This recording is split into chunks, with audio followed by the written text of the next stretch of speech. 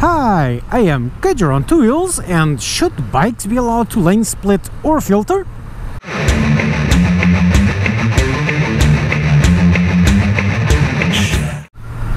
So, I hope I got a car driver, just like I was for a long time, so I can properly explain the whys and the hows and the why nots. So here's the deal.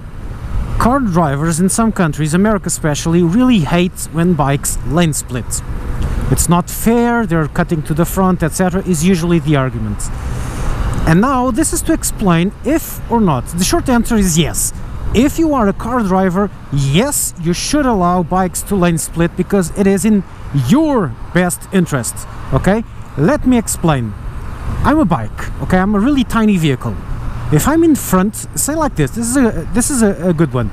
Say I'm riding like this, and this guy stops, and I stop also.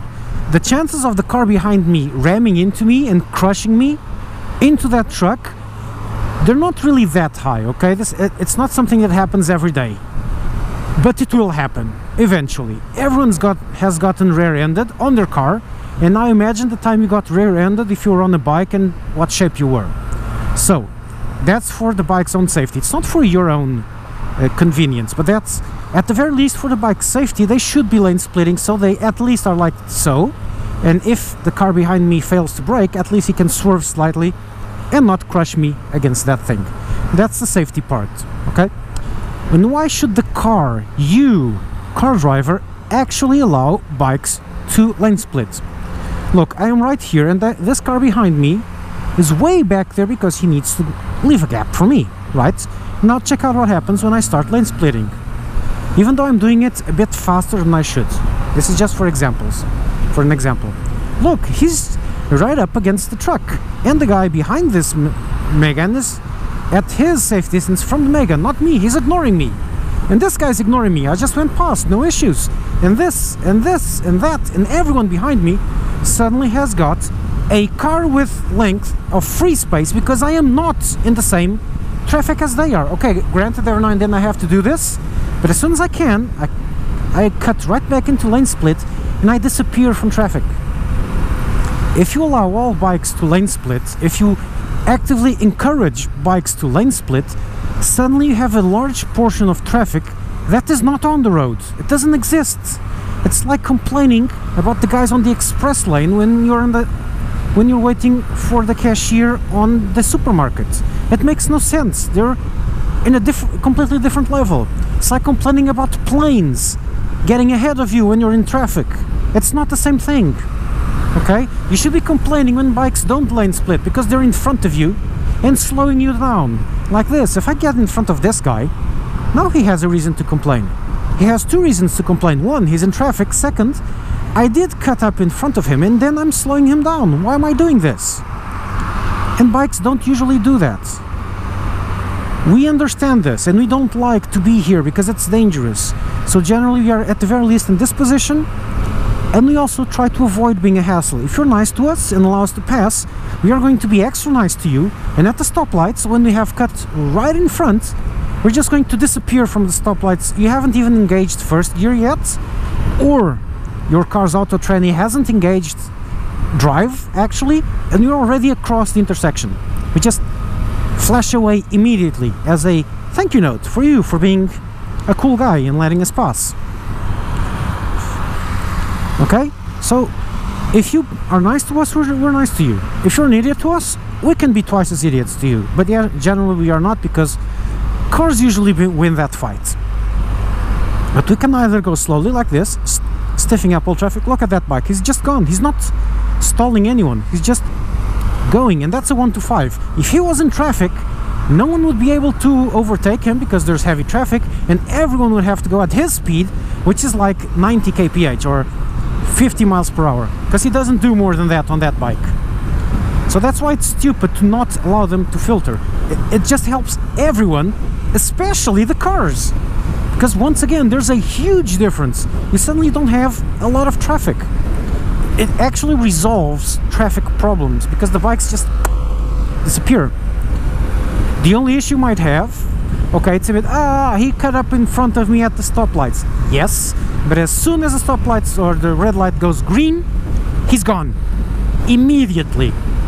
You don't even have time to blink, he's over the intersection. This thing goes from not to just slightly moving instantly, and the car takes a little while to actually get going. A bike just goes. And because you let us filter to the front, especially gave us a little gap or retracted your mirror so we can get past, I guarantee it that every biker to which you do that is going to make sure he's not slowing you down in any way whatsoever, so he's just going to go. If we slow down slightly, because we're afraid of someone cutting up the red light and slamming sideways into us, T-boning us, okay? So that's why you should. Should they? Of course they should. Don't be an idiot, okay? You are being an idiot if you say, oh, they shouldn't. Yes, they should. And it's not more dangerous, it's actually less dangerous. It is way safer to be riding between cars, not at this speed, okay? But when cars are slow or almost stopped, it is way safer to be lane splitting than being in between cars. You can even get hit by things that are none of our business, like someone hitting a car and then that car slams into us. And the more people lane split and the more you allow it, the better, because cars then are used to, like in Portugal, everyone's used to bikes lane splitting. So if I get close to a car, he's going to shift just slightly. Look how much space he has. So he just shifts very slightly. There's no issue for him to allow me to get past. Usually they do that. It's very common. In fact, sometimes it is so common that I don't want to overtake, and they just shift over slightly, and I'm compelled to overtake, because being a nice guy. He's being a nice guy, he knows I'm there, he's actually slowing down to allow me to get past. Or like this one, look, see? He just went slightly to the left so I could get past. So now I have to. Not going to say, no, just stay there. No. He allowed me, so I went. This is dangerous. This part is very dangerous, so that's why I'm slowing down. Because there's a big gap and cars like to jump onto these big gaps. So look at the traffic we are not creating. And the more you encourage it, the more you are nice to them, the more the bikers are generally nice back to you. Because we remember. Yeah, we really do. So yeah, that's why cars should allow, and it should be legal, especially because even when it's kind of gray, like in Portugal, it's not actually illegal, but it is not legal either. There's a big gray area on it under some conditions. The result is that everyone does it in any way, shape or form. Even if it's illegal, cops usually, they understand this and they're on the road all the time, so they know this, and they usually turn a blind eye to it, and that generates another problem, which is disrespectful filtering, which is true, and that's bad, really bad for both. That's going to hurt the biker and it hurts traffic. So if you actually say, okay, it's legal under these conditions, then suddenly you can, but you are going to be respecting those conditions. Generally, not everyone's a saint. And so it creates, it regulates it, so it's not chaotic, it kind of works. For example, there's this convention that lane splitting should only be done between the faster and the middle lane, never on this one. And if you put it in the law, everyone's going to go there. There's no issue. If you don't, bikes everywhere, and that's silly. Okay? So if you're going to legalize it, at least do it correctly.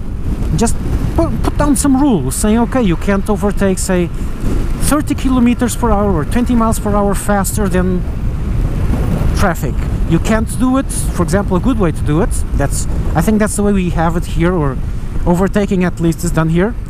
Even when it's legal, you cannot do it if it causes problems to traffic or it is too dangerous. That's the actual wording we have. And it works perfectly well. You can get fined for doing a perfectly legal overtake because a cop looks and says, that was too dangerous. No, sorry. It's legal here, but you can't. It happens every now and then. And it's not just overtaking. There's a lot of laws that are vaguely worded like that, exactly for those specific purposes. Okay, so yeah, this is a very lengthy argument on why lane splitting should be not only legal but actually encouraged, and not the other way around. Imagine New York City with its hellacious traffic suddenly allowing lane splitting for bikes. You'd have about half the traffic easily. You'd be selling small motorcycles like hotcakes. And you wouldn't have that much more of an accident. We had that experience here 7 years ago, something. I think it was 7 years ago. We allowed everyone that had a car driving license to ride a 125cc motorcycle to a maximum of 15 horsepower, so small bikes, with no training whatsoever. Just get on the bike and go. That's simple. And to get this bike you have to actually do a theoretical exam, a practical exam, etc. Some doomsayers said, oh my god, there are going to be thousands of deaths per year extra just from these untrained people on these small bikes, and everyone's going to get killed and the whole city will be engulfed in the flames of burning 125s. Nothing happens. In fact, some statistics actually suggest that accidents actually diminished because of that. Less traffic, yeah, and the new guys on the bikes are generally, oh my god, I don't want to die, so they're extra careful. So it kind of works out. Okay, so if you had big city like New York where filtering is allowed, suddenly everything's much better. Let's say California. I think in LA you can filter, but it's weird because they're not there. I don't see on films, etc., not on movies, but on filming of the town, news, etc., I don't see that much bikes, and especially not that much bikes lane splitting, and I can't figure out why. If I was in America in a state that allowed filtering, even if it was not legal, if they told me, nah, the cops don't care, oh, I'd be getting a bike as soon as possible and just riding wherever I wanted and getting everywhere quickly. Okay, so here's the very, very lengthy argument for lane splitting. You can comment below on why you think it shouldn't be allowed, okay?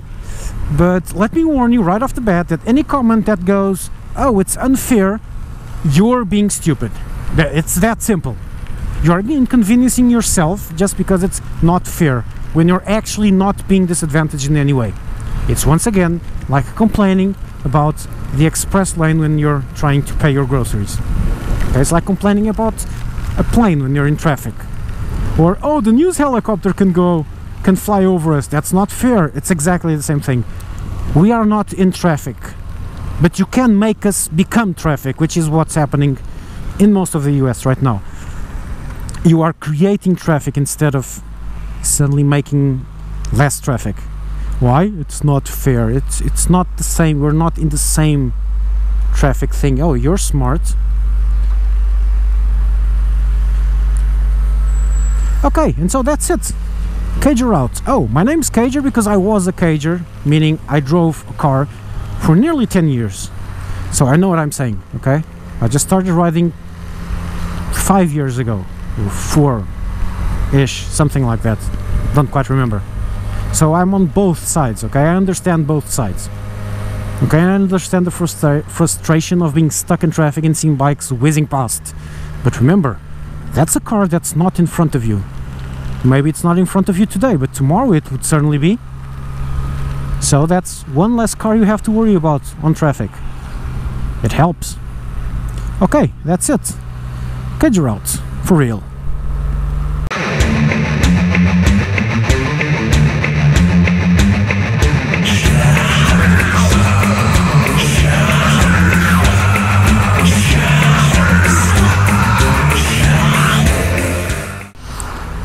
Just for some math thingy, imagine that gap thing I made disappear by lane splitting. Imagine 10 bikes on a 1 kilometer stretch of road. It's not too many, okay? So you have a 10 bike caravan. If each leaves a car length around it, okay, that's, let's say, at the very least 5 meters or 5 yards, which is roughly the same distance, or 5 times 3, 15 feet. 15 feet? No. 5 times 3, yeah, 15 feet per bike. Not that much, yeah? Now, 10 bikes, that's 1500 feet of road that vanishes just like that as soon as they start lane splitting. So if you have a 10 bike caravan in front of you, ahead of a red light. Red light goes on, all 10 bikes filter to the front, and then they can line sideways throughout the whole intersection. And even if they don't fit side by side, they manage to fit, because we always move slightly ahead, move slightly behind, or stay in between cars. And instead of being stuck behind 1,500 feet behind the red light and probably getting the next red light again, you move forward 1,500 feet and you go at the first green light instead of the second one. Where is the disadvantage on that? Explain to me exactly where is that disadvantage. I don't see any. Bikes moved quickly, no one got stuck behind them, and everyone got past. And 1,500 feet of traffic just disappeared. Argument that.